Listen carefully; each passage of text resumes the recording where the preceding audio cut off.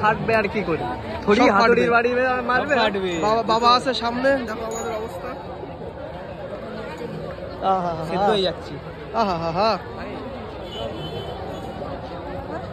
পুরো pressure cooker দিয়ে একটু একদম বিশাল। শিব বলছি তো ওদের একদম স্নান করাই দেবো, আমি সারা বছর জলে থেকে তোদের একদিনে জল দেবো, তাতেই এনে দেখো অবস্থা। হ্যাঁ ঠিক আছে চলো। চারিদিকে এত গরম, মধ্যেখানে আমরাই শুধু নরম। হ্যাঁ কি মাইন্ড করতে চাচ্ছিস ভাই তুই? আমি ভালোভাবে বলেছি, আমি ভালোভাবেই বলেছি, আমি ভালোভাবেই বলেছি। এইখানে এখন শিব ঠাকুর আছে, মালটা নামাচ্ছে ইয়ে তো ড্রোনটার কথা, শিব ঠাকুরে তো দেখাতে চাইছিলাম, তা কই দেখাবো কি করে?